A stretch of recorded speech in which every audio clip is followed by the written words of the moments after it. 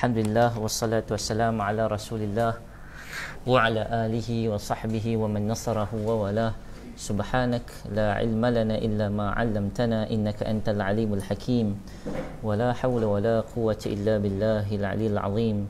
Amma ba'du, fa inna asdaqal hadits kitabullah wa khairul hadi hadi Mustafa Muhammadin sallallahu alaihi wasallam wa syarrul umuri muhdatsatuha wa kullu muhdatsatin bid'ah wa kullu bid'atin dhalalah. Allahumma ij'al al-Qur'an al-Karim rabi'a qulubina wa nawwir sudurina wa dhihaba humumina wa jilaa ahzanina warzuqna tilawatahu ana al-lail wa ana an-nahar wa 'allimna minhu ma jahilna wa dhakkirna minhu ma nussina waj'alhu hujjatan lana yaumal qiyamah ya rabbal alamin. Baik tuan-tuan muslimin muslimat yang dirahmati Allah Subhanahu wa taala sekalian, insya-Allah ini siri yang pertama kita akan bicarakan tentang satu kitab yang nama dia Mawaqiful Anbiya fil Quran. Kitab Mawaqifu al-Anbiya fil Quran. Mawaqif daripada perkataan mauqif. Mauqif ni kalau ikutkan tempat berhenti. Maksud dia bila kita menetap tapak kaki kita di satu tempat, bermaksud kita berada di situ, kita tetap di situ. Maksud dia apa dia? Mawaqif membawa maksud pendirian. Tu mauqif. Mawaqif adalah plural kepada mauqif. Mauqif adalah singular. So mawaqiful anbiya, pendirian-pendirian para nabi di dalam Al-Quran. Baik, tentu yang dirahmati Allah Subhanahu Wa Taala, sebelum ni kita saya khususnya saya bicarakan tentang satu kitab yang nama dia Itabur Rasul sallallahu alaihi wasallam tahlilun wa tawjihun, iaitu satu teguran Allah kepada Nabi sallallahu alaihi wasallam di dalam Al-Quran. Ada 12 teguran, cuma itu kita bicarakan 8 je, yang 4 lagi sengaja ditinggalkan. Macam tu. Baik, yang mana Aitab ni teguran Allah kepada Nabi sallallahu alaihi wasallam. Kenapa penulis iaitu Syekh Salah Abdul Fattah Al-Khalidi, penulis yang sama dengan kitab ni, dia menyatakan ataupun dia buat kitab itu adalah untuk menjawab persoalan-persoalan yang tidak jelas, terutamanya itu berkaitan dengan Nabi sallallahu alaihi wasallam. Berkaitan dengan Nabi tidak ada isu Israiliyat. Israiliyat ni ada isu yang banyak datang membicarakan tentang cerita sebelum Nabi, iaitu para Nabi sebelum Nabi sallallahu alaihi wasallam. Cerita yang mana kita tahu majoriti adalah para Nabi di kalangan 25 yang disebut di dalam Al-Quran adalah di kalangan Bani Israel. Maka sumber-sumber yang kita dapat daripada yang kita dapat sekarang banyak kemungkinan besar adalah daripada sumber Israiliyat, riwayat Israiliyat, yang mana telah dibicarakan sebelum ini oleh Dr. Muhammad Suki Osman 2 tahun yang lalu. Kalau nak tengok semula video klip tersebut, bicarakan tentang bagaimana pendirian kita tentang Israiliyat. Cumanya manhaj ataupun metod penulisan Syekh Salah Abdul Fattah Al-Khalidi adalah kali ini tidak berceritakan tentang Nabi sallallahu alaihi wasallam, tetapi bercerita tentang nabi di kalangan para nabi yang disebut di dalam Al-Quran, yang mana banyak yang disebut di sini adalah nabi di kalangan Bani Israel. Dan dalam kitab ini membicarakan tentang 14 orang nabi sahaja. 14 orang nabi sahaja, dimulakan dengan cerita Adam alaihi salam. Kalau ada kitab Dr. Azrul lah, ada tak sini? Ada kat sana kot. Ada cerita tentang Adam alaihi salam bebas daripada Israiliyat. So banyak dalam buku tu juga membicarakan tentang apa yang ada dalam buku ni. Cuma kita akan go through tidak melalui ayat-ayat Al-Quran, maksud dia ikut surah, tak. Kita ikut tajuk yang dibincangkan, persoalan-persoalan yang timbul. Kalaulah pada kita bicarakan tentang Nabi, sebagai contoh, hari itu Nabi ditegur oleh Allah Subhanahu Taala ada konteksnya yang tersendiri. Maka kalau kita melihat cerita tentang nabi-nabi terdahulu, besar kemungkinan kita dapat tahu konteks apa yang berlaku, tetapi kita hanya boleh memberikan gambaran, kebanyakan cerita gambaran secara umum dan tidak secara detail. Maka banyak benda yang kita kadang-kadang terfikir apabila cerita tentang Nabi Adam. Cerita tentang Nabi Adam, Nabi Adam ni Nabi orang Arab ke tak Arab? Kan Nabi Adam duduk dalam syurga sebelum diturunkan oleh Allah Subhanahu Wa Taala ke atas dunia. So syurga bukan ke bahasa Arab, kan? Al-lughatul Arabiyyah hiya lughatul Quran, lughatul jannah. Adakah betul hadis tersebut? Satu. Yang kedua, tiba-tiba diturunkan Nabi Adam AS di atas dunia. Nabi Adam cakap apa? Cakap Arab terus. Contoh, kan? Apabila kita berbicarakan tentang haiwan dalam Quran, kan kita tahu Nabi Sulaiman ulimna mantiqat tayri. Kata Nabi Sulaiman, kami telah diajar oleh Allah untuk memahami bahasa percakapan haiwan. Maksud dia, bila cerita dalam Quran semula, kan, hatta idza ataw ala wadin namli qalat namlatun ya ayuhan namlu, wahai semut, berkata ketua semut, iaitu pemaisuri semut yang berkata-kata. Pemaisuri semut dalam Quran cakap bahasa apa? Bahasa Arab. Hakikatnya semut cakap Arab ke? Semut tak cakap Arab. Burung hudhud bercakap dengan Nabi Sulaiman apabila dia menyampaikan laporan, iaitu dia pergi tengok istana Sabak, Balqis, Ratu Balqis. Maka dia menyampaikan laporan, dia sampaikan laporan kepada Sulaiman, dia cakap Arab dalam Quran. Tapi hakikatnya hudhud cakap Arab ke? Tak. Hudhud cakap bahasa burung lah. Semut tadi bercakap bahasa semut lah. Cuma Allah Subhanahu Wa Taala menceritakan semula, inna anzalnahu Qur'anan Arabiyan la'allakum ta'qilun. Inna ja'alnahu Qur'anan Arabiyan la'allakum ta'qilun. Kami sesungguhnya sengaja menurunkan Al-Quran menggunakan kod bahasa Arab supaya kamu semua dapat berfikir dengannya, iaitu ketepatan kod bahasa Arab ini sangatlah accurate, sangatlah tepat untuk menceritakan sesuatu benda. Apabila kita nak cerita dalam bahasa Melayu, dia jadi payah balik. Tentu yang dirahmati Allah Subhanahu Wa Taala.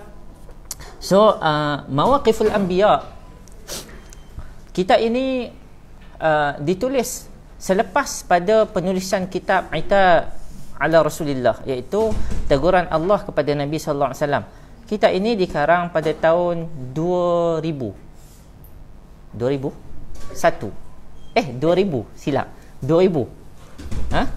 Kitab ini dikarang pada tahun 2000. Maksud dia lama dah kitab ni. So kalau ikutkan tajuk dia, Mawaqiful Anbiya fil Quran, pendirian para nabi di dalam Al-Quran, taujihun wa tahlilun. Bagaimana penulis ni harapan dia nak memperbetulkan dan nak membuat sedikit analisa terhadap ayat-ayat Al-Quran yang menceritakan tentang pendirian Nabi dan apa yang berlaku kepada Nabi yang terdahulu. Dan dia sendiri sebut dalam muqaddimah buku ni, sebab yang paling penting apabila kita baca buku, kita kena baca muqaddimah dia dulu, baru kita tahu dia punya manhaj ataupun metod penulisan dia. Maka di antara yang disebutkan sini, di antara tujuan beliau menulis buku ini adalah, dia kata, yang pertama di antaranya, yang ini saya simpulkanlah, mengembangkan akal. Maksud dia, ada ayat Quran yang cerita benda tu sikit je, tapi sengaja, bukan istitrat. Bahasa Arab dia panggil istitrat. Istitrat ni maksud dia sengaja nak memperpanjangkan. Tak. Syekh Salah Abdul Fattah Al-Khalidi, dia panjangkan sebab ada orang yang mempersoalkan ataupun ada orang yang membicarakan perkara ini terlebih-lebih. Maka dia memberikan guideline kepada kita, apa yang patut kita bicarakan, apa yang tak patut kita bicarakan, sekadar mana border yang patut kita bicarakan. Kemudian sebab tu dia kata membentukkan penjelasan yang jitu, kan. Contoh dia nanti kita akan bicarakan tentang, kan, malaikat kata kepada Allah Subhanahu Wa Taala, ataj'alu fiha man yufsidu fiha wa yasfiku ad-dima wa nahnu nusabbihu bihamdika wa nuqaddisu lak. Apa kata malaikat? Ya Tuhan, wahai Allah, ataj'alu fiha, adakah kamu menjadikan manusia ini di atas muka bumi untuk manusia ni yang sifat dia yasfikud dima, menumpah darah. Maksud dia di situ, apa yang dimaksudkan dengan tumpah darah? Tiba-tiba malaikat cakap macam tu. Macam mana malaikat boleh tahu tentang manusia bakal macam tu? Allah Ta'ala tak cerita pun direct dalam Quran. Yang Allah Ta'ala kata, mereka ni memang akan menjadi, sebahagiannya akan jadi orang yang okey dan sebahagian jadi orang yang tak okey. Sebahagian jadi baik, sebahagian jadi tidak baik. Tetapi malaikat seolah-olah dia tahu manusia ni bakal merosakkan muka bumi. So itu persoalan. Maka ada orang yang bertanya, macam mana malaikat boleh tahu? Sedangkan Allah tak bagi tahu pun. Allah Ta'ala hanya bagi tahu apa? Inni ja'idun fil ardi khalifah. Aku menjadikan mereka khalifah di atas muka bumi. Sebelum tu cerita tentang penciptaan manusia. Tak cerita penciptaan manusia ni baik dan jahatnya. Hanya menciptakan, nanti kita akan tengok marhalah, iaitu stages manusia diciptakan. Baik. Kemudian tujuan adalah membersihkan daripada riwayat Israiliyat. Jadi Syekh Salah dia tidak ambil langsung riwayat Israiliyat. Walaupun ada setengah yang menerimanya. Apabila Nabi sallallahu alaihi wasallam kata la tukadzibuhum wa la tusaddiquhum wa la tukadzibuhum, jangan kita mempercayai mereka dan jangan membenarkan mereka. Benar pun tak, percaya pun tak. Macam mana ni? Maksud dia di tengah-tengah jalan selamat. Tapi Syekh Salah Abdul Fattah Al-Khalidi dia mengambil jalan yang lebih selamat, iaitu tidak langsung menyentuh tentang Israiliyat. Bebas daripada Israiliyat. Kemudian dalam ni Syekh Salah kata dia membahagikan kepada 14 fasal, iaitu 14 tajuk dalam ni, yang mana bermula daripada cerita Adam. Cerita Adam yang paling panjang sekali. Tak apa saya sebut lah. Saya harap saya istiqamah boleh habis buku ni dengan tuan-tuan. Sebab tu saya kena sebut dulu. Yang pertama, cerita Nabi Adam dia bincangkan 20 iskal, 20 permasalahan pada cerita Nabi Adam. Yang malam ni kita akan sentuh 3 je. Daripada 3 tu. Daripada 20. Kemudian lepas pada cerita Nabi Adam, kita akan cerita Nabi Nuh alaihi salam. Dia ada 8 persoalan. Ada 8 iskalat, ada 8 permasalahan. Kemudian cerita tentang Nabi Hud. Di sana ada 5 persoalan. Kemudian Nabi Saleh ada 5 persoalan. Kemudian Nabi Ibrahim ada 17, ada 17 persoalan. Kemudian Nabi Lut ada 6 persoalan. Kemudian Nabi Yaqub dan Nabi Yusuf ada 17 persoalan. Nabi Musa alaihi salam paling banyak sekali, ada 36 persoalan. Sebab apa? Sebab ayat cerita Nabi Musa paling panjang dalam Quran. Baik. Cerita Daud alaihi salam ada 5 persoalan. Sulaiman alaihi salam ada 13 persoalan. Cerita Nabi Ayub ada 4 persoalan. Yunus ada 6 persoalan. Yahya dan Zakaria alaihissalam ada 5 persoalan. Dan Nabi Musa ada 17 persoalan. So semuanya dibincangkan persoalan-persoalan ni dalam buku ni. Kalau kita sempat, insya-Allah tuan-tuan. Baik.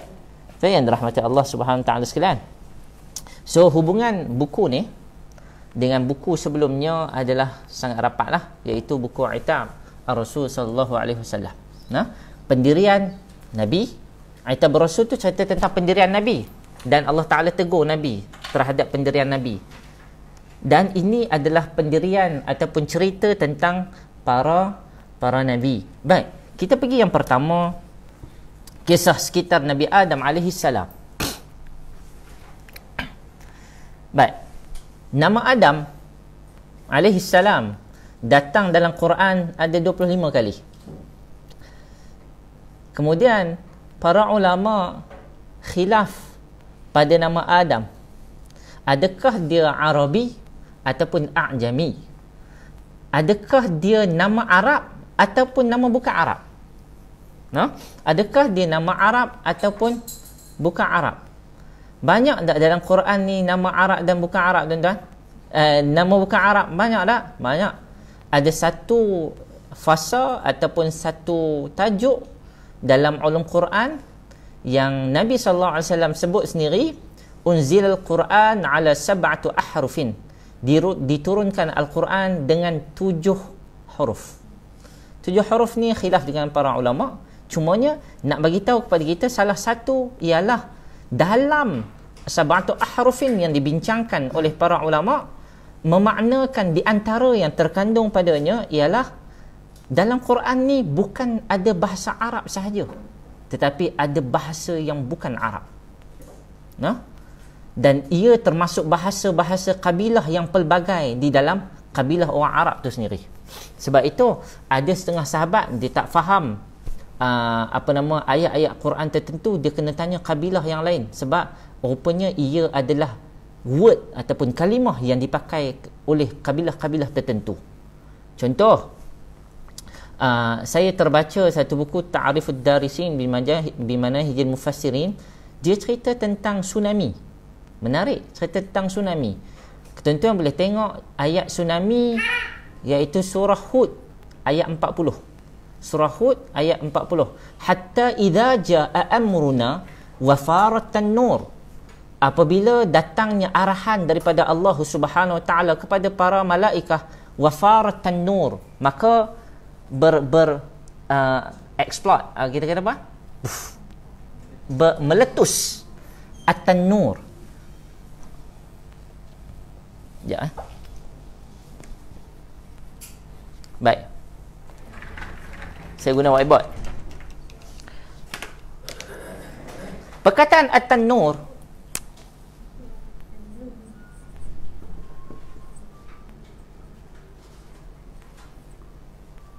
wafara at-tanur. Perkataan at-tanur dalam Quran tidak difahami oleh sebahagian di kalangan para tabi'in. Di kalangan para sahabat tidak menceritakan ayat ni para sahabat faham ke tak faham. Cumanya nak kata tabi'in, di kalangan tabi'in yang alim, di kalangan tabi'in yang memang terror pun ada yang tak faham. Perkataan at-tanur, wafara at-tanur, dan meletus at-tanur. Maka at-tanur itu apa? At-tanur itu rupanya bukan bahasa Arab. Saya nak sampaikan yang tu je. At-tanur tu bukan bahasa Arab. At-tanur itu adalah bahasa luar. Baik. Perkataan at-tanur yang pertama mereka memaksudkan ialah daripada perkataan nur. Nur, cahaya. Maksudnya dia adalah cahaya. Yang kedua, para tabi'in meletakkan maksud at-tanur ni ialah ala wajhil ard. Maksud dia apa dia? Muka bumi, permukaan bumi. Maksud yang ketiga at-tanur ialah waktu subuh, iaitu waktu subuh, waktu fajar, subuh. Yang keempat, at-tanur ini ialah satu, bahasa Melayu dia panggil lingkaran. Lingkaran api di bawah bumi.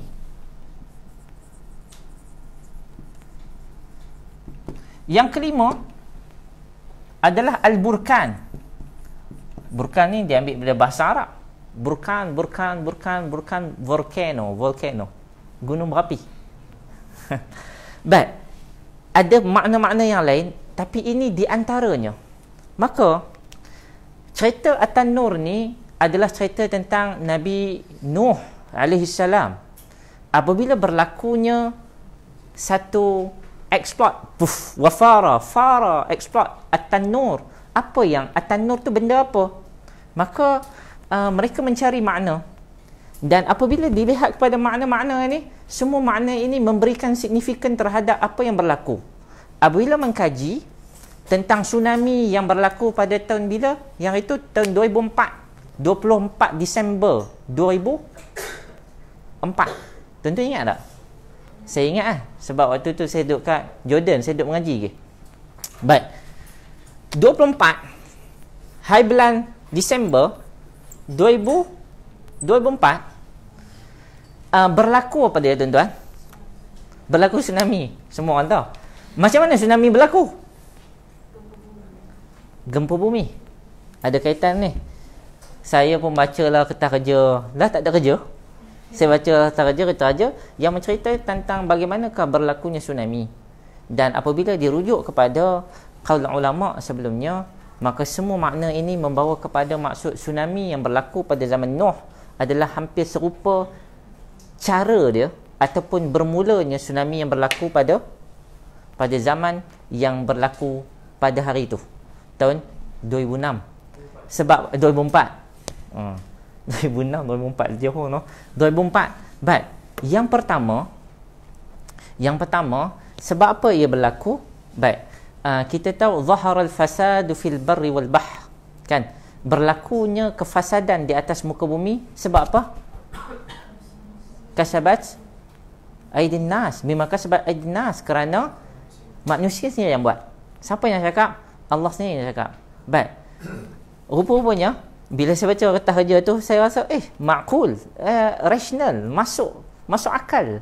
Sebab dia kata bila hidup kita memang Allah Ta'ala jadikan kepada kita ni minyak dan sebagainya, kita tak sedut daripada bawah perut bumi minyak tersebut. Rupanya bila kita sedut, minyak itu tidak ada gantinya. Bermaksud bumi ni akan terlopong. Bila bumi ni terlopong sampai satu tahap, kelopongan ni jadi memanjang, benua sana, benua sini. So macam kita bina rumah, kan, ada waktu kalau kita ketuk akan bunyi tak kan, akan bunyi penuh lah. Yang bunyi bising kuat sikit tu maksud dia ada something kosong. So apa yang berlaku? Ia berlaku di bawah tanah, dan ia berlaku di kawasan ni, di kawasan ada cahaya, di kawasan burkan, di kawasan lingkaran api. Lingkaran api ni dengan kata lain ada apa? Ada gunung api ya. Maka apa yang terjadi? Ada spoilnya, ialah apa? Apabila terlopongnya kawasan tu, ada cecair yang masuk bukan dalam kawasan dia. Dan ia berlaku di bawah paras laut. Dan apa yang terjadi? Bila dia jadi terlopong, kemudian berlaku gempa bumi, akan berlaku eruption, akan berlaku sikit, kan? So apa jadi?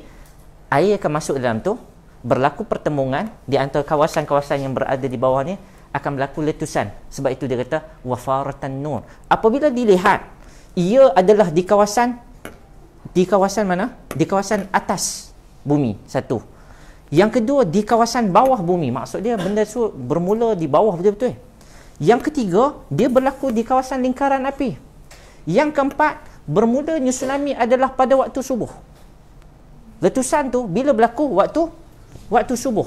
So melihat kepada maknanya semua ni, yang perkataan yang terakhir, makna yang keenam, maksud dia al-matbakh. Apa ni? Aku hijau apa ni? Al-matbakh. Ataupun dia panggil al-makhbar, al-makhbaz yubzikhu bihi al-khubza. Tempat untuk bakar roti. Tuan-tuan belah tengok tempat bakar roti yang orang Arab punya style. Dia letak dalam pizza tu, dia suruh masuk dalam tu, kan, macam rumah besar tu kan, macam tu, tarik. Baik, dia membayangkan bahawa at-tanur ini, makna yang sebetulnya at-tanur ini ialah apa? Ialah dapur untuk buat roti Arab. Senang cerita roti Arab. Tapi perkataan at-tanur ni bukan bahasa Arab. Kata at-tanur ialah bahasa Parsi. Wallahu ta'ala a'lam.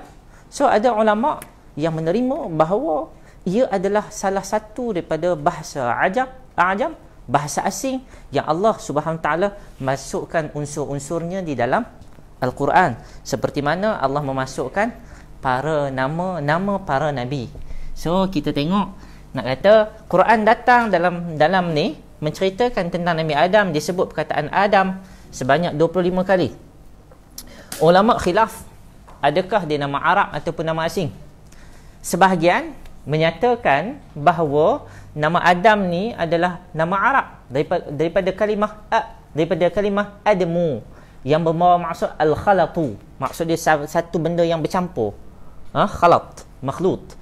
Kemudian terbina daripada perkataan al-admu ni, terbina perkataan admah yang bermaksud merah gelap. Maksud dia nak menggambarkan, maksud dia adalah satu benda yang tercampur merah gelap. Itu adalah dia nak gambarkan kepada tanah liat yang berwarna merah, kemerah-merahan gitu. Satu. Itu dari sudut bahasa, makna menyatakan, pandangan yang pertama menyatakan ia adalah bahasa Arab. Yang kedua, perkataan Adam adalah kata nama asing, kata nama khas. Kita panggil isim alam, tapi dia adalah a'jam. Dia kata nama khas yang asing, bukan nama Arab. Dia bagi tahu ada dua sebab kerana apa dia bukan nama asing. Kerana apa dia adalah nama asing. Baik, sebab dalam bahasa Arab ni dia ada kaedah. Kalau tuan-tuan mengaji bahasa Arab sikit-sikit, tuan-tuan akan tahu mansub, majrur, marfu'. Dan ada kalimah di antaranya ialah ajam ini selalunya semuanya adalah mamnu' minas sarf. Benda yang tak boleh nak diubah. Contoh, apabila kita baca Quran, wa idh qulna lil malaikati isjudu li Adam. Sepatutnya li Adami. Tapi dia sebut li Adama, mamnu' minas sarf. Dia tidak boleh nak dibariskan dengan baris bawah. Siapa yang membaca dengan bacaan ini? Jibril alaihi salam baca kepada Nabi sallallahu alaihi wasallam. Kemudian itu dalam surah Al-Baqarah ayat 34. Kemudian kalau kita tengok surah Al-Baqarah ayat 37, Allah Taala kata apa? Fatalaqqa Adamu min rabbih kalimatin fataba alaihi. Dia i'rabkan fatalaqqa Adam, bertemu dengan Adam, sepatutnya ia mansub. Sepatutnya fatalaqqa Adama. So dekat sini mansub bil fathah walaysa mansub bil fatalaqqa Adama, yang tu bab qiraat, minta maaf tuan-tuan. Fatalaqqa Adama, sepatutnya dia menjadi fatalaqqa, dia kata sepatutnya ia menjadi walaysa bitanwinil fath. Sepatutnya mansub bil dia kata wa mansub bil fath walaysa bitanwinil fath. Sepatutnya dia jadi tanwin. Fatalaqqa Adamun min rabbih. Tapi kenapa dia menjadi fatalaqqa Adamu? Sebab dia mamnu' minas sarf. Baik, tuan-tuan yang dirahmati Allah Subhanahu Wa Taala. So dia nak mengatakan bahawa kata nama Adam, sebab yang pertama ia adalah mamnu' minas sarf, menunjukkan bahawa ia bukan bahasa Arab, sebab dia terkeluar pada kaedah. Satu. Yang kedua, dia ada Adam adalah manusia yang pertama atas muka bumi ni. Seperti mana yang disebut dalam Al-Quran. Melainkan kalau tuan-tuan baca artikel yang Ustaz Asrila baca, Adam sebelum Adam. Tak apa, yang tu kita jangan bincang hari ni lah. Yang tu tuan-tuan baca sendiri lah. Nanti artikel tersebut menarik apabila dibaca. Baik. Dalam ni, dia kata Adam adalah manusia yang pertama. Bila adalah manusia yang pertama, dia kata, macam mana manusia yang pertama waktu tu bahasa Arab belum wujud lagi? Siapa kata ni? Syekh Salah Abdul Fattah Al-Khalidi. Dia menyatakan bahasa Arab pada waktu tu tidak lagi wujud lagi. Dan hadis yang menyatakan bahawa lughatul Arabiyyah hiya lughatul jannah adalah hadis yang sangat dhaif. So dia tidak menerima hadis tersebut. Nah. Baik. So dia kata Adam adalah manusia yang pertama dan tidak mungkin bahasa Arab pada waktu tu dah wujud. Kerana apa? Kerana bahasa Arab muncul selepas ribuan tahun selepas tu. Baru muncul bahasa Arab. So sekarang ni nama Adam itu bukan nama Arab, sebab Adam bukan orang Arab. Baik. So apabila dia kata عندما ننطق بها العرب في الجزيرة العربية فكيف نعتبر عربيا مستقا بل نشهد هذه اللغة. Baik. So orang Arab sendiri pun menyebut perkataan Adam ini, perkataan Adam, tak ada orang Arab menamakan dengan anak mereka nama Adam.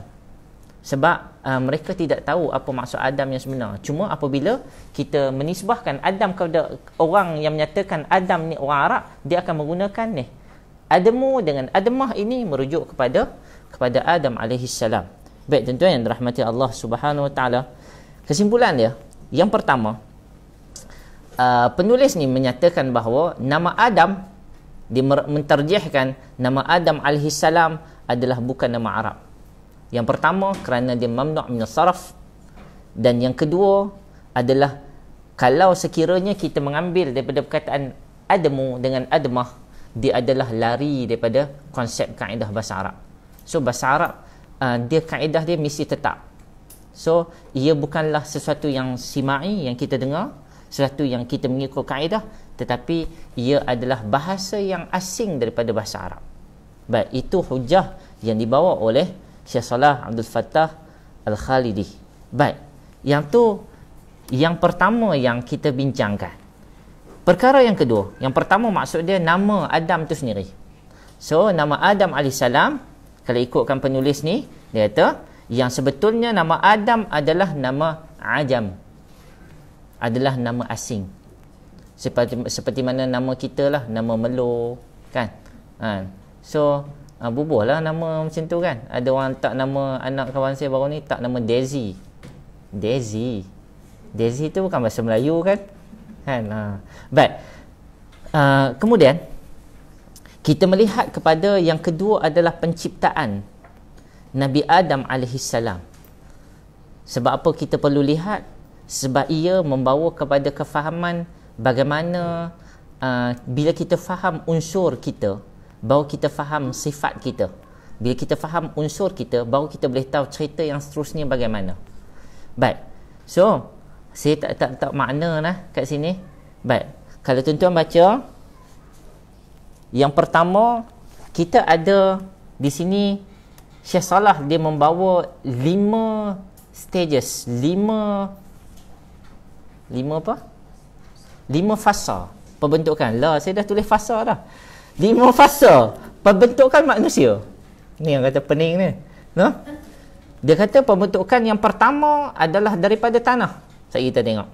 Pembentukan yang kedua adalah daripada at-tin, tanah yang bercampur dengan air. Pembentukan yang ketiga ialah tinul lazib, tanah yang bercampur dengan air kemudian menjadi keras. Hama'in masnun, dah jadi keras sangat-sangat tu sehingga warnanya berubah daripada menjadi merah kepada lagi gelap merah dia. Kemudian last kali memberikan gambaran kepada kita kerasnya penciptaan manusia last kali ini, kal salsal, kal fakhar, adalah tanah yang keras seperti mana al-fakhar. Fakhar ni dalam bahasa Arab kita kata jar. Dalam bahasa Melayu jadi jak. Bahasa Inggeris jak. Apa nama tempat letak air? Jar. Itu bahasa Arab tu. Nah, baik. Dalam bahasa Arab kita panggil jirar. Baik. So kita tengok one by one. Nah, tuan-tuan yang dirahmati Allah sekalian, saya bila saya bentang tajuk ni bukan kerana saya tahu, kerana saya tak tahu. Sebab apa saya ambil kesempatan untuk kita baca buku ni? Sebab untuk sama-sama kita tahu. Tuan-tuan yang duk rasa saya cakap ni saya pandai, tak.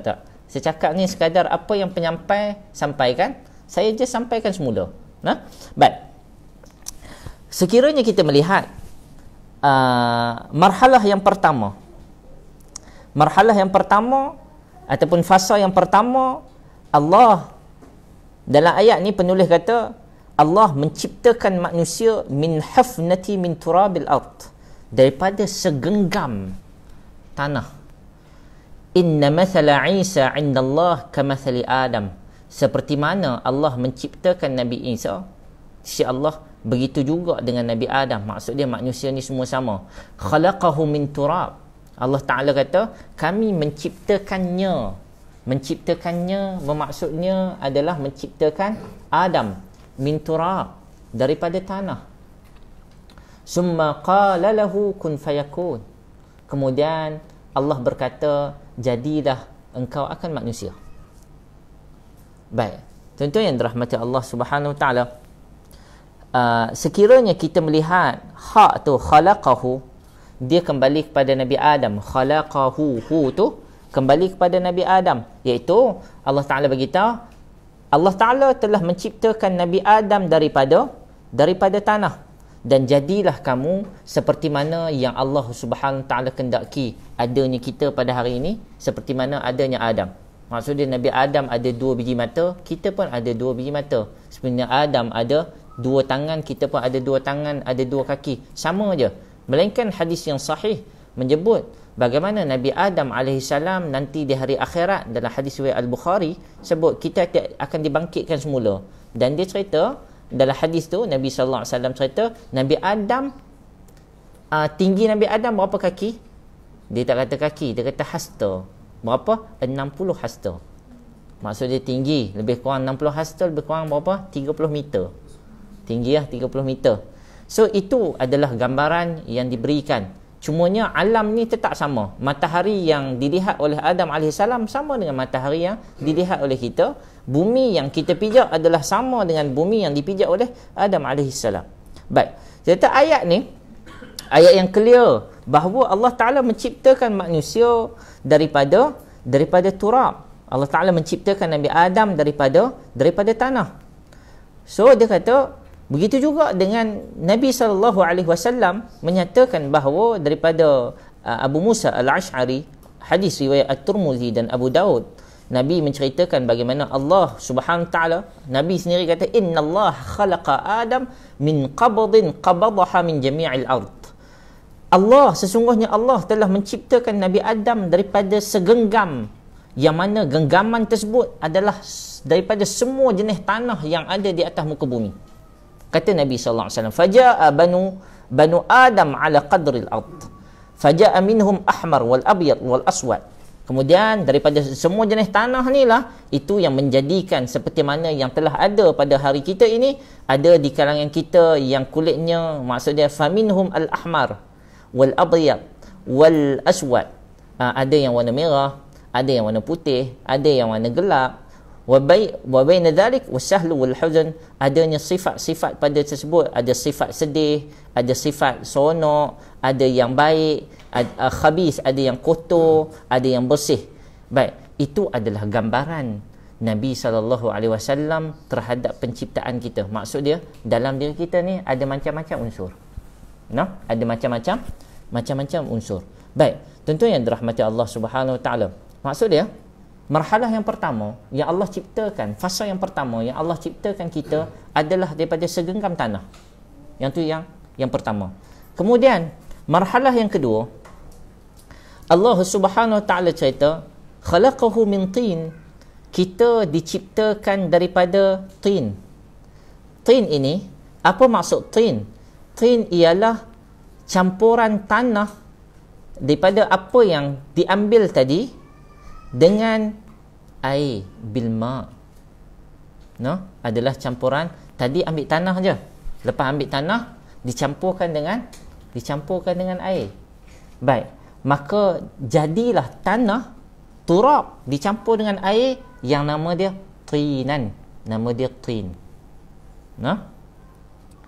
Baik, kata Allah Subhanahu Wa Ta'ala dalam surah Sad, idh qala rabbuka lil malaikah, ketika mana berkata Tuhan kamu, iaitu Allah Subhanahu Wa Ta'ala kepada para malaikat, inni khaliqun basharun min tin, sesungguhnya aku dengan ini khaliqun, aku sendiri berkehendakkan untuk menciptakan bashar, menciptakan manusia daripada tin, daripada tanah yang dicampurkan dengan air. Baik, sebab itu ayat ni, apabila kita melihat ayat Al-Quran, kita akan tengok surah Al-A'raf. Saya tak letak kat sini. Surah Al-A'raf ayat 12, Allah Subhanahu Wa Ta'ala menyebut kembali bagaimana menjadi perbandingan kita tanah campur dengan air. Tanah campur dengan air. Kemudian Allah Subhanahu Wa Ta'ala minta kepada Iblis untuk tunduk dan sujud kepada Adam. Kemudian apa jadi? Dia tak nak. Sebab dia kata apa? Allah Subhanahu Wa Taala cerita, qala ma mana'aka alla tasjuda id amartuka. Kenapa kamu tak nak sujud apabila diberikan arahan kepada kamu untuk sujud kepada Adam? Yang lain semua sujud, para malaikat semua sujud kecuali kamu. Qala ana khairun minhu. Berkata iblis, ana khairun minhu. Aku adalah lebih baik daripada dia. Khalaqtani min nar.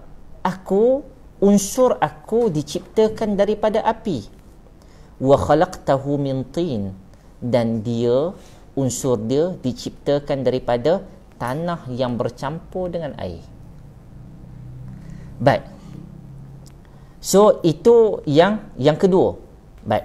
Yang ketiga, marhalah yang ketiga ataupun fasa yang ketiga yang dinamakan tinul lazib, iaitu tanah yang dah bercampur dengan air, kemudian dia sebut kat sini lazib. Lazib kat sini maksud dia dah terbentuk, boleh dibentuk. Maksud dia dah diberikan air yang cukup. Kalau air yang terlebih tak boleh nak bentuk juga, kan? Cuma kita pun tak pasti perbentukan tu macam mana, Allah saja yang mengetahui. Cumanya kalau tuan-tuan orang Kedah, kalau saya orang Kedah masuk bendang, ayam pula dah, air banyak mana pun, kan, tanah selut tu dia tetap, maksud dia kalau kita korek yang dalamnya, dia tetap menjadi lembut macam tu. Dia takkan maksud dia takkan terlalu cair sangat, tak. Maksud dia kita boleh membentuk lagi. So yang dia nak maksudkan ialah tinul lazib ini, air dah bercampur dengan tanah, kemudian ia telah dibentukkan dan bentuk itu melekat kukuh. Sebab itu dia sebut lazib. Lazib ni mutamassik, saling kuat, menguatkan. Maksud dia dah melekat. Apakah yang melekatkan tu? Air yang melekatkan. So dia kata pada marhalah ini, kata Ar-Raghib Al-Asfahani dalam Mufradat, dia kata ianya menunjukkan bahawa penciptaan pada peringkat yang ketiga ni dah kukuh dah firm dah. Dah firm dah, dia kata. Dan boleh dibentuk dengan bentuk apa yang dinakkan bentuk tu. Baik. Itu peringkat yang ketiga. Peringkat yang keempat, dia sebut kat sini min hama'in masnun. Wa idh qala rabbuka lil malaikah. Ketika mana Allah berkata kepada malaikah, inni khaliqun basharan min salsalin min hama'in masnun. Sesungguhnya aku memang berkehendak menciptakan manusia daripada tanah liat yang kering, salsalin, tanah liat yang tadi apabila dibasahkan, dibentuk, dikeringkan semula. Kita panggil apa? Salsal. Salsal ni kering balik dah. Min hama'in masnun. Baik, tuan-tuan yang dirahmati Allah Subhanahu Wa Taala, perkataan hama' dalam Quran, hama' bermaksud dia adalah tanah liat yang tadi, tapi dia menjadi warna kemerah-merahan, dah nak gelap lah, hitam-hitam sikit. Dan dia mempunyai bau dia. Bau selut ni macam mana tuan? Bau selut ni bau busuk sikit lah. Bau busuk sikit. Baik. Dan dia kata hama'in masnun ni, apabila dia kering, dia dah jadi keras. Kan? Dia dah jadi keras. Dia dah ada bentuk, dia dah jadi keras. Waktu dia jadi keras ni, kita akan tahu bahawa dia ni tidak boleh nak diubah lagi. Maksud dia ni dah kering, dah tak boleh nak ubah. Yang ni peringkat yang keempat. Baik. Peringkat yang kelima, saya sebut apa yang Tok Syekh ni sebut lah. Syekh Salah sebut. Peringkat yang kelima, dia kata diciptakan, Allah Ta'ala kata khalaqal insan min salsal kal fakhar. Diciptakan manusia daripada salsalin kal fakhar. Salsal ni apa dia tuan-tuan? Salsal. Salsal ni ialah tanah tadi dah jadi kering dah. Sampai dah jadi tembikar dah, sampai dah jadi kerah, betul-betul kerah. Dah tak boleh nak ubah apa dah. Dah tadi dah cantik dah. Yang mana yang tadi dok ada bau-bau ni, sekarang ni dah hilang dah bau dah sikit. Baik. Dan apabila kita ketuk dia ataupun kita cakap something kat dia, jar kan, kita akan dengar suara tu bergaung. Satu.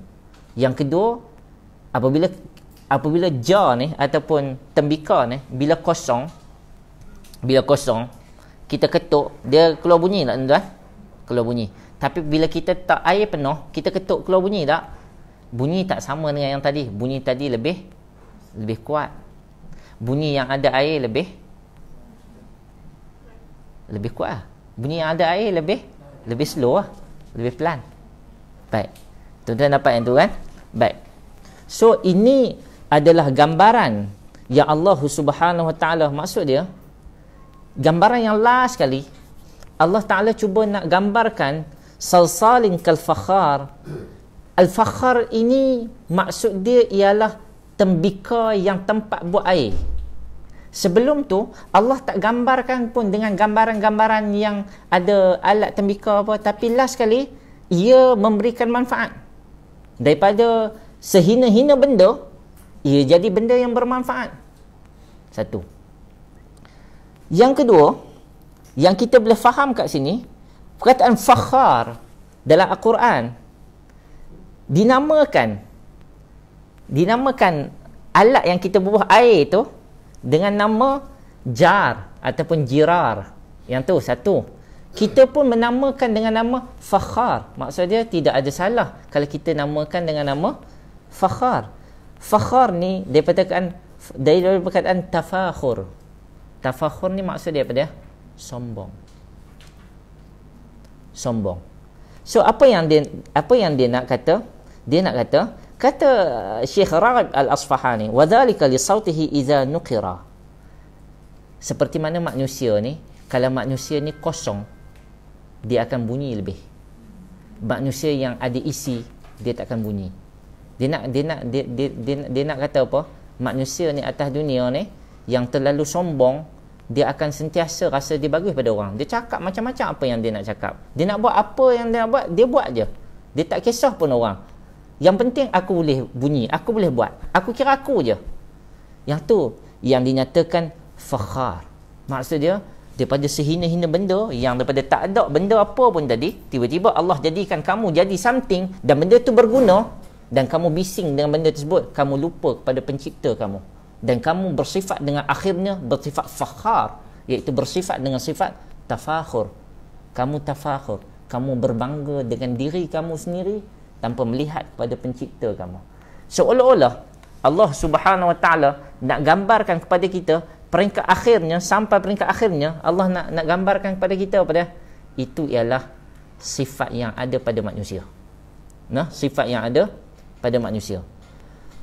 Apabila kita tidak diberikan apa-apa, apabila kita rasa kita tidak ada nilai, kita diam je. Apabila kita rasa macam kita bernilai, kita bising dan kita tidak merujuk kembali kepada siapakah yang memberikan kepada kita nikmat-nikmat yang telah kita rasa. Baik, ini adalah gambaran tentang proses kejadian manusia yang mana Syekh Salah Abdul Fattah Al-Khalidi dia tidak memberikan kita kata apa, penerangan yang lebih. Unsur kita ada banyak, apa kaitan unsur kita dengan sifat-sifat kita. Cumanya yang boleh saya faham apabila saya baca buku ni, bahawa apabila Allah sebut tentang diciptakan manusia, dan Nabi sallallahu alaihi wasallam sebut dalam hadis-hadis cerita tentang kita ni diciptakan daripada unsur tanah yang berbeza, itu bermaksud bahawa kita ni ada perbezaan, mungkin daripada kulit kita, mungkin perbezaan daripada bangsa kita, mungkin. Cumanya semua benda sama. Berbezanya korang apa pun, berbezanya kita, semuanya daripada Allah Subhanahu Wa Taala. Semuanya tidak ada kita katakan tidak ada kemuliaan kecuali kita memahami daripada siapa kita datang dan kepada siapa kita kita kembali. Baik, itu cerita tentang marhalah proses kejadian manusia. Apabila marhalah proses kejadian manusia ni diceritakan kepada Nabi Adam alaihi salam, maka kita melihat kepada respon kita melihat kepada respon para malaikat. Saya kata apa tadi? Cerita kepada Nabi Adam ikut suka je lah. Baik, cerita apabila Allah Subhanahu Wa Taala menceritakan perkara ini kepada para malaikat, maka malaikat ada respon dia. Nah, ada respon daripada penciptaan manusia ni. Baik, kita semua tahu ayat ini. Kalau kita tengok hari tu Ustaz Syahmi kot, kan, Ustaz Syahmi membincangkan surah Al-Baqarah, kan, tafsir Al-Baqarah, dah sampai ayat ni. Mungkin dia dah sebut ataupun dia melihat pada perspektif yang berbeza. So kali ni saya membawa perspektif daripada Syekh Salah. Dia kata Allah Subhanahu Wa Taala, wa idh qala rabbuka lil malaikati inni ja'ilun fil ardi khalifah qalu ataj'alu fiha man yufsidu fiha wa yasfiku ad-dima wa nahnu nusabbihu bihamdika wa nuqaddisu lak qala inni a'lamu ma la ta'lamun.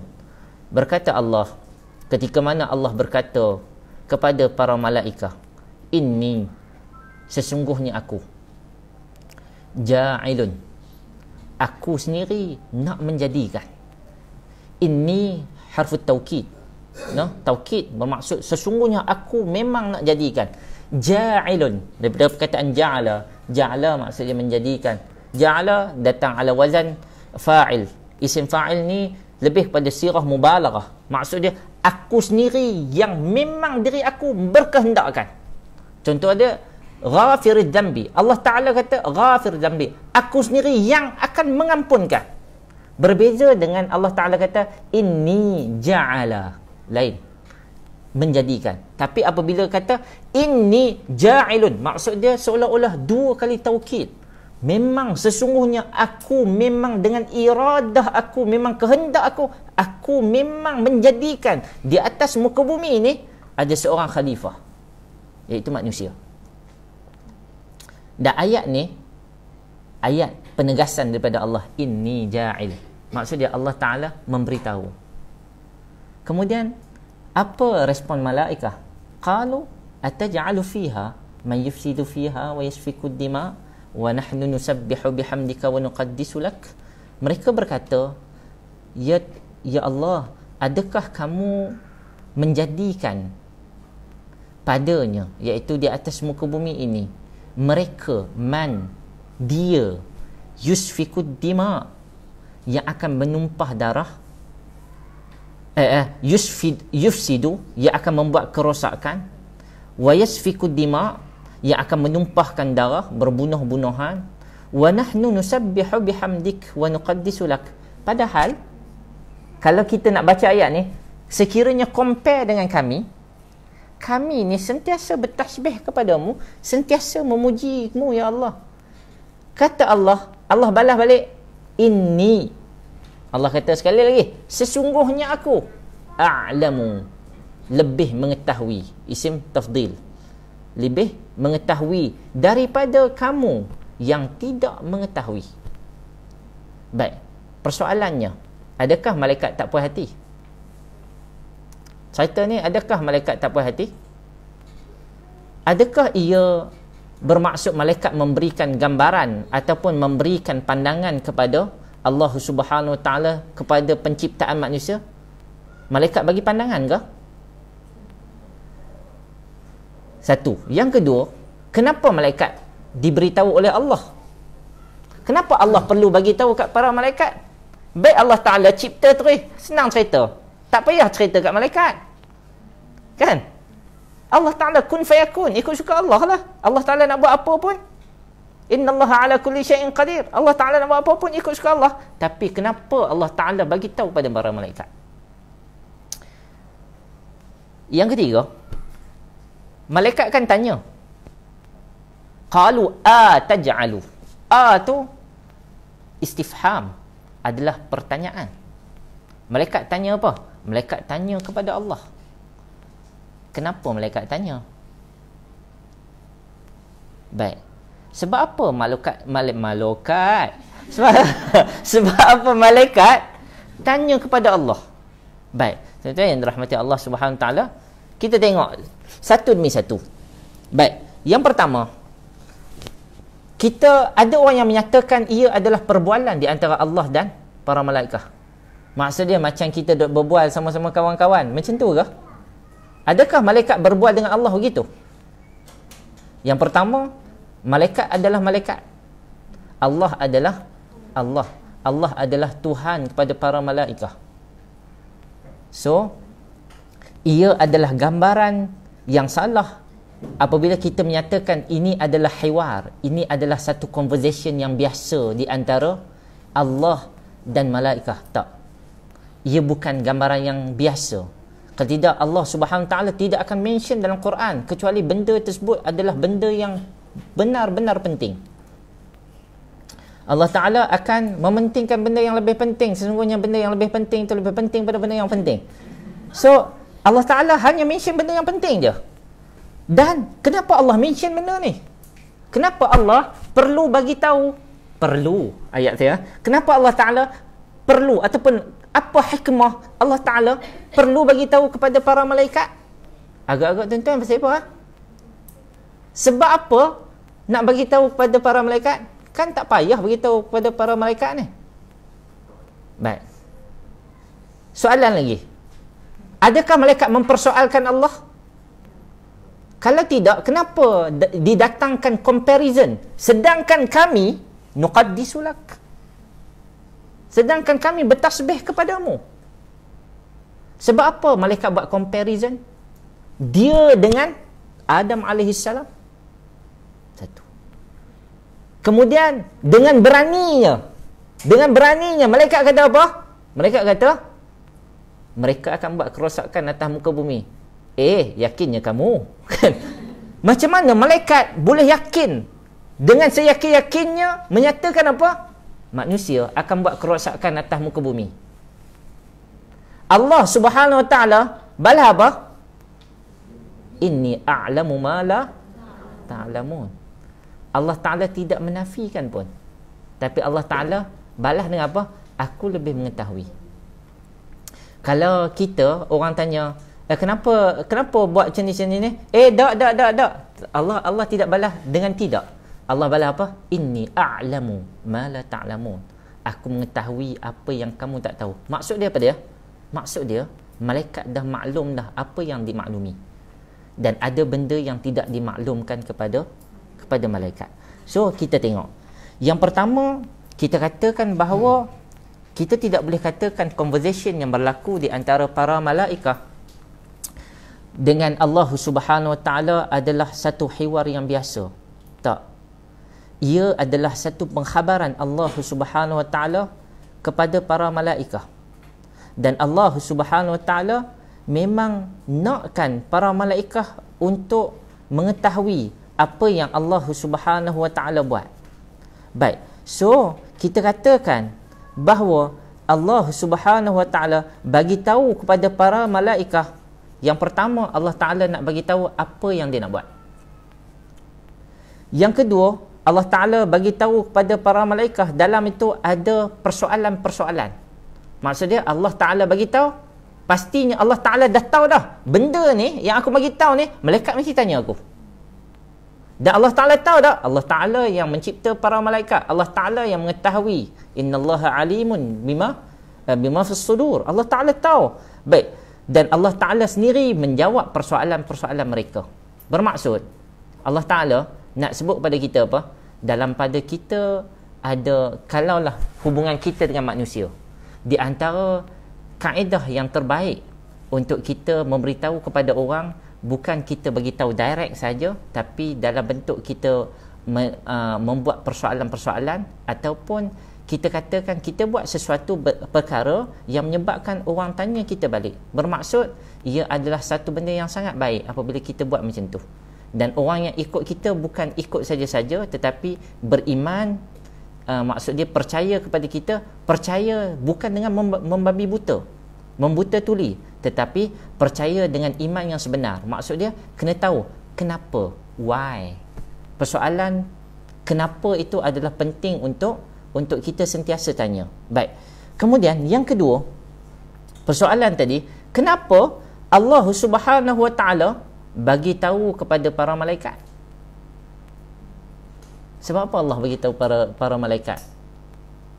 Tuan-tuan kalau ada ramai anak, kan? Tak payah anak lah. Tuan-tuan kalau ada kawan baik ataupun kawan kat office, ada 5 orang kawan. Sebab kalau sebut anak, tak semua orang ada anak, kan?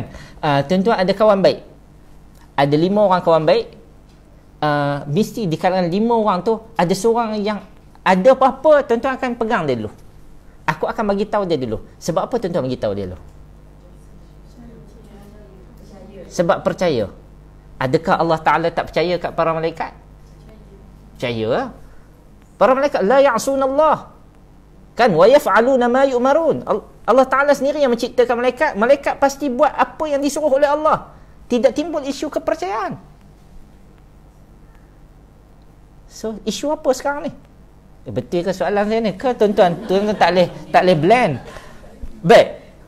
Sebab apa Allah Ta'ala bagi tahu kepada malaikat? Dan kita, kalau kita ada masalah, orang first, contoh dia, orang first yang kita cerita dekat mak kita. Sebab apa cerita kat mak kalau ada masalah? Sebab dekat. Lagi? Baik. Apa dia? Sebab nak dapatkan pandangan. Pandangan para malaikat ni penting tak? Maksud dia, kalau para malaikat bagi pandangan, Allah akan ubah tak keputusan? Tak. Betul? Allah tidak akan ubah keputusan. Tapi kenapa Allah Ta'ala bagi tahu ni? Pengumuman. Baik. Saya ni cedok je orang dia lah. Kata Syekh Salah Abdul Fattah Al-Khalidi, tuan-tuan kalau baca Quran, tuan-tuan pun dapat benda ni. Contoh, disebutkan perkataan Ramadan dalam Quran, tak disebut perkataan-perkataan lain dalam Quran. Betul? Perkataan-perkataan lain tak disebutkan bulan-bulan lain dalam Quran. Disebutkan nama Nabi dalam Quran, kan? Contoh dia dalam kisah Yusuf, sebut nama Yusuf je, tak sebut nama wa akhuhu, tak sebut nama ikhwah dia, kan? Dan tak sebut pun langsung nama Bunyamin, dan tak sebut pun nama Zulaikha, dan tak sebut pun nama Imra'ah, tak sebut pun nama Al-Aziz dan Al-Malik. Yang sebut dalam tu Yaqub, Yusuf. 2 orang banduan tidak disebut namanya. Baik. Tapi sebab apa sebut nama Nabi Yusuf? Sebab apa sebut Ramadan? Sebab kemuliaan. Sebab kemuliaan. Sebab para malaikat dimuliakan oleh Allah Subhanahu Wa Taala. Allah Ta'ala kata apa? Balhum mukramun. Mereka adalah mereka yang dimuliakan oleh Allah. So, kalau kita nak bagi tahu apa-apa keputusan, kita bagi tahu kat orang yang mulia. Contoh dia, kita dapat kerja ni, kita dapat pergi ke Qatar, contoh. Nak beritahu siapa lu? Beritahu kat mak lu, kalau saya lah, kan?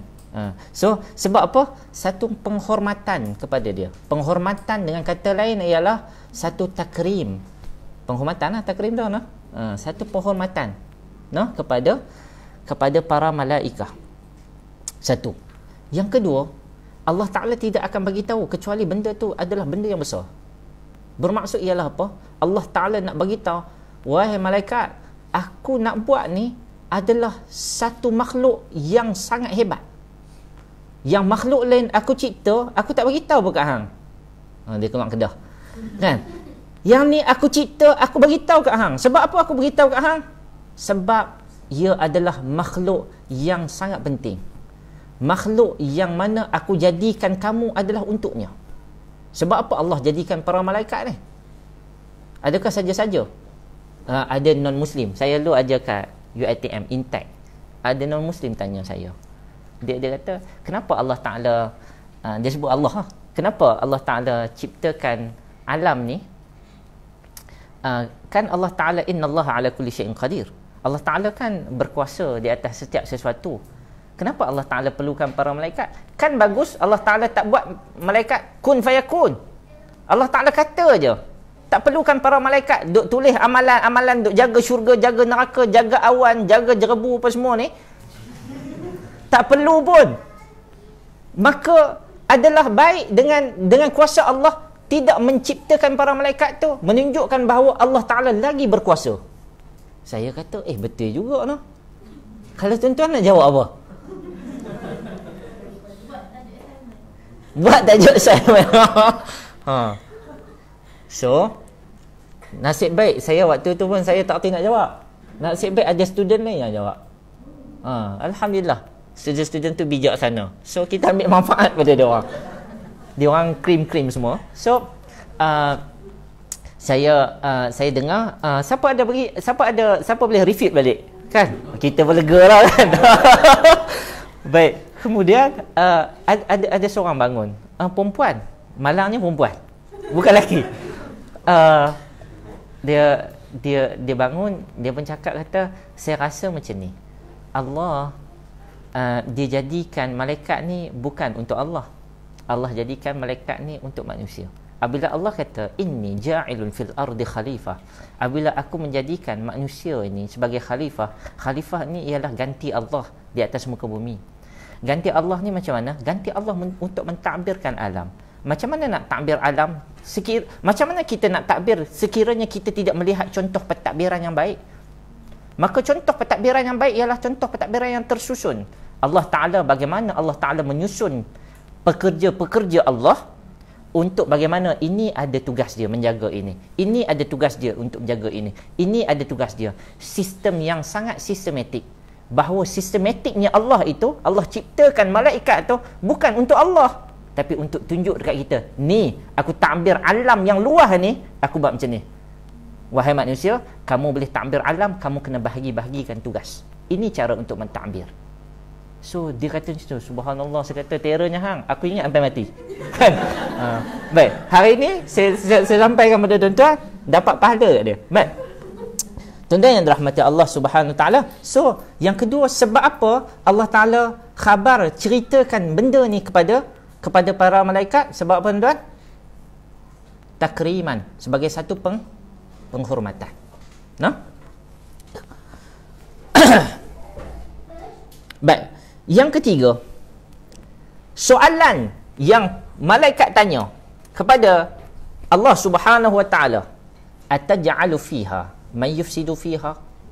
Ya Allah, kamu ni menjadikan bumi itu orang yang akan membuat bencana dan menumpahkan darah berbunuh-bunuhan di antara mereka, sedangkan kami ni bertasbih kepadamu.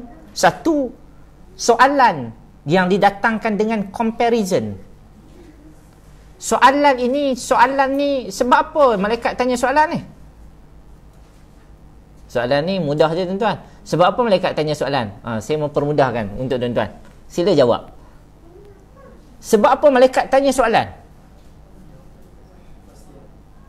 Nak dapatkan kepastian. Ataupun malaikat tak puas hati. Tapi malaikat kata apa? Wa nahnu nusabbih. Sedangkan kami sentiasa bertasbih.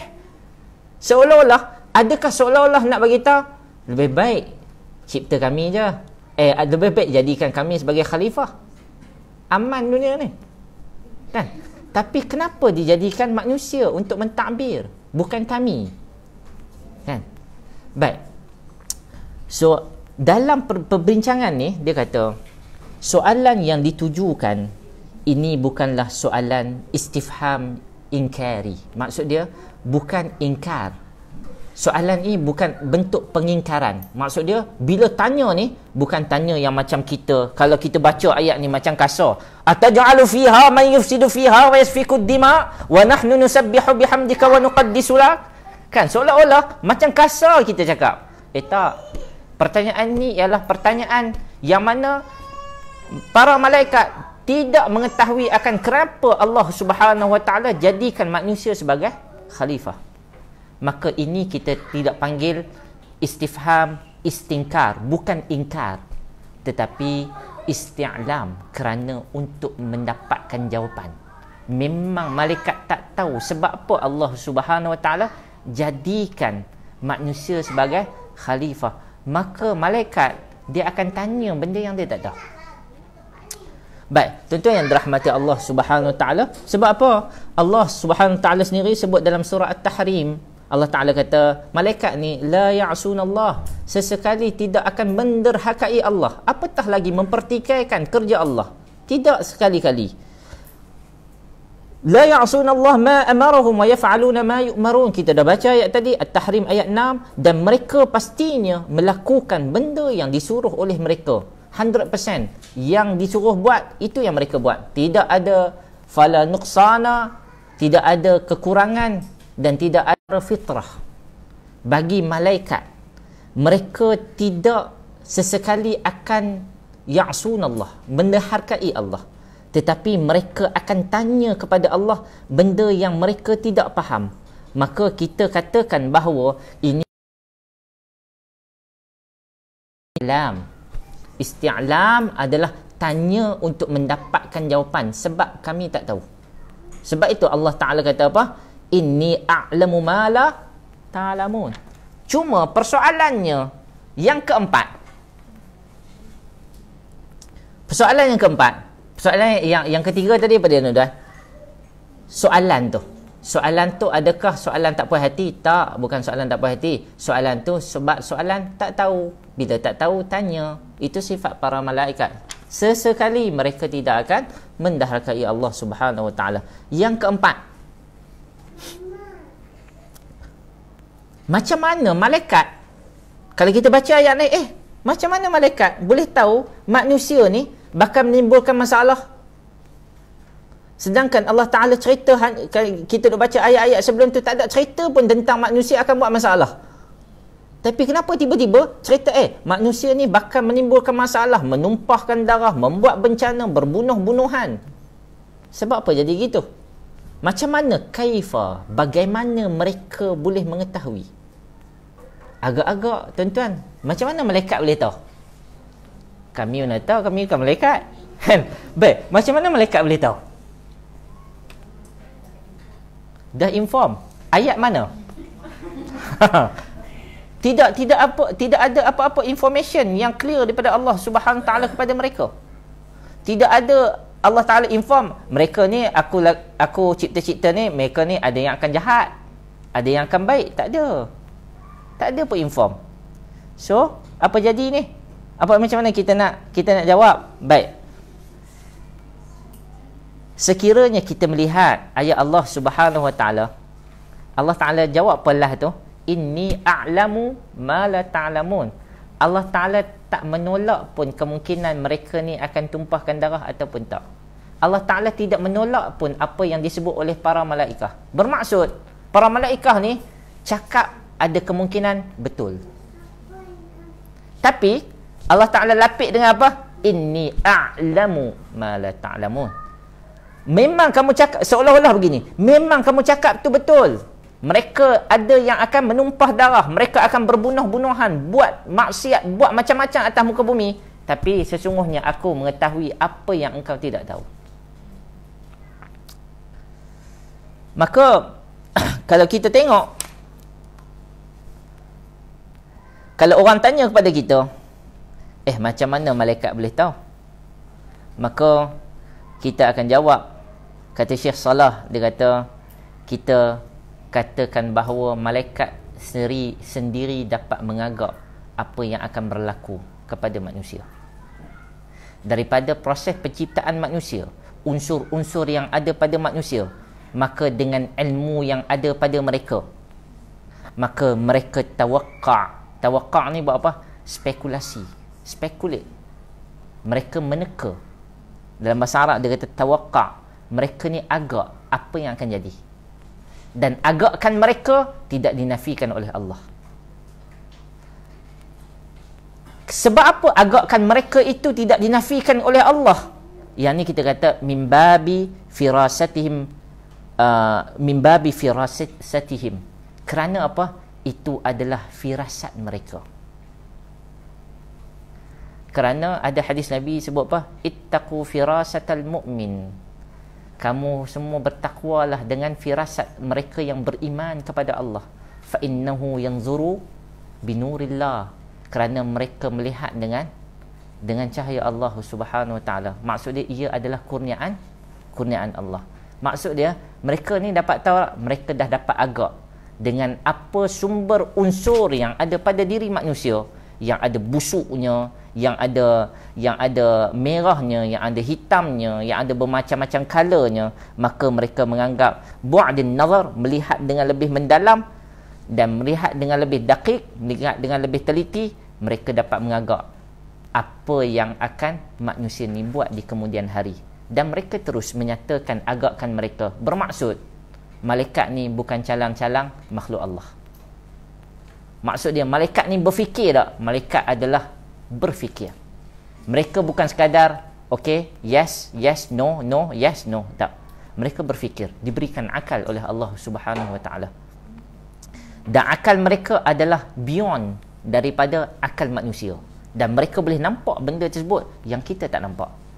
But so kita katakan bahawa malaikat dia melihat bahawa penciptaan Adam daripada tanah, daripada at-tin, kemudian unsur-unsur yang ada pada tanah, dan mereka merasakan ia memberikan kesan kepada manusia, yang manusia dilekatkan dengan air, dilekatkan dengan tanah-tanah yang lain, menjadi tembika dan sebagainya, dan mereka dapat menganggap bahawa sifat manusia nanti mesti macam ni, mesti macam ni. But itu adalah kita katakan firasah ataupun firasat para malaikah yang Allah Subhanahu wa taala, yang Allah Taala berikan kepada mereka dengan firasat keimanan, dengan firasat keimanan yang hidup yang Allah Taala berikan kepada mereka. So kita katakan bahawa jawapan yang diberikan oleh malaikat ataupun soalan itu berbentuk jawapan. Maksud dia malaikat ni bijak. Kalau kita orang yang bijak, kita ada student yang bijak, student kita bagi soalan, tapi soalan tu jawapan. Maksud dia student ni bukan calang-calang student. Nah, bahawa ini Allah Taala nak bagi tahu kepada kita, indirectnya ialah apa? Indirectnya ialah Allah Subhanahu Taala menjadikan satu makhluk yang sangat hebat, yang Allah Ta'ala sangat takrimkan mereka, sangat ikramkan, sangat memuliakan mereka, dan mereka beriman kepada aku, dan mereka tidak sesekali buat maksiat kepada aku, iaitu adalah para malaikah. Dan para malaikah Allah Ta'ala puji cukup banyak dalam Quran. Surah As-Saffat cerita tentang para malaikah. Cerita tentang para malaikah, Allah Subhanahu Ta'ala kata banyak ayat Quran yang Allah Subhanahu Ta'ala menolak. Surah As-Saffat Allah Ta'ala menolak, bercerita tentang mereka menyatakan malaikat ini ialah anak Allah, malaikat ini ialah isteri Allah. Ia adalah gambaran kepada apa? Walaupun ia adalah fitnah, tetapi ia adalah gambaran kepada kita bahawa rapatnya satu makhluk yang nama dia malaikah, rapat sungguh dengan Allah Subhanahu Wa Taala, sehingga kan mereka nampak benda yang bakal berlaku kepada kita, yang Allah Subhanahu Wa Taala sendiri menyatakan dalam ayat last, inni a'lamu ma la ta'lamun, sesungguhnya aku mengetahui lebih daripada apa yang kamu tak tahu. Maksud dia apa yang kamu tahu tu betul dah, tapi ada benda yang lain yang aku tahu yang kamu tak tahu. Maksud Allah Ta'ala secara tidak langsung menggunakan kata alima ta'lamun, kan? Maksud dia kamu dah tahu dah, tapi aku lagi tahu. Maksud dia malaikat adalah di antara makhluk Allah Subhanahu Wa Taala yang ada ilmu pada mereka. Qabilah lil ilm, mereka ada kemampuan untuk absorb ilmu. Baik, tentu yang dirahmati Allah Subhanahu Wa Taala sekalian, perbincangan ni panjang. Kita baru bincang berapa bab? Baru 4 perkara. Kita katakan tadi ada 20. So nanti kita akan sambung. Cumanya mungkin saya akan memilih yang saya rasa best sikit lah. Nah, yang saya rasa best sikit untuk kita bincangkan. Kaidat tak habis lah benda ni. Kita baru baca baru 20 muka surat. Yang saya baca lah baru 20 muka surat. Maksudnya taklah banyak sangat. Setelah kita ringkaskan, nanti bagaimana Allah Subhanahu Wa Taala di dalam ayat Quran Allah Taala kata wa nafakhtu fihi min ruhi, aku telah meniupkan daripada roh aku jadinya para malaikat. Sebab itu orang bukan Islam, Arab Quraisy menyatakan apa dah? Min ruhi, itu tab'iyah, maksudnya ia adalah sebahagian pada Allah. Ruh, Allah Ta'ala kata meniupkan ruh aku itu ialah apa? Ruh yang aku ciptakan. So ada yang menganggap bahawa sungguhnya para malaikat ni adalah sebahagian daripada Allah. Sebab tu mereka menyatakan Allah ini ada anak, beranak pinak dan sebagainya. Tak apa, nanti kita tengok kemudian lah. Kemudian nanti kita akan tengok juga apa persoalan. Di antaranya, malladhi 'allamahu Allah li Adam alaihi salam. Apa yang wa'allama Adam al-asma'? Kan Allah Taala mengajarkan nama-nama. Nama-nama tu apa dia? Nah, persoalan-persoalan tersebut sekiranya kalau relevan untuk kita bincangkan, kita bincangkan. Begitu juga dengan sujud iblis. Iblis sujud tu macam mana? Adakah sujud macam kita duduk semayang tu? Kan? So persoalan-persoalan tersebut ada orang tanya. Kemudian ada orang tanya juga, apa beza iblis, jin dengan syaitan? Yang tu pun kacau juga. Ada orang tak nak beza sampai sekarang. Yang pastinya mereka daripada unsur yang sama, maksudnya bangsa sama. Unsur yang sama, min marijin min nar, daripada api. Cumanya kita melihat secara detail, ada di kalangan mereka yang dipanggil dengan iblis, ada di kalangan mereka yang dipanggil jin, ada di kalangan mereka yang dipanggil dengan syaitan. Dan itu adalah benda yang basic yang perlu kita tahu. Wallahu taala alam. Insyaallah nanti kita sambung lagi tuan-tuan yang dirahmati Allah Subhanahu taala sekalian, episod yang akan datang. Nanti kita akan tentukan. Cumanya saya sebenarnya malam ni saya ada kelas. Saya pun tak tahu nak buat macam mana. Saya dah berjanji dah. Saya dah lama dah tak buat kelas dekat sini. So kelas sana pun saya kena ganti, yang ni pun saya kena buat. So bertimpa-timpa jugalah. Semoga tapi kalau kita buat kelas hari biasa, weekdays payah noh. Payah kan? Tapi ada live okey lah. Orang tak ada depan ni pun saya berlakon kan. Baik. Ada soalan kan tuan-tuan? Baik, kita tutup dulu. InsyaAllah kalau ada soalan boleh tanya selepas ni. Aqulu qawli hadha wa astaghfirullahal azim li wa lakum wa barakallahu fikum. Wassalamualaikum warahmatullahi wabarakatuh.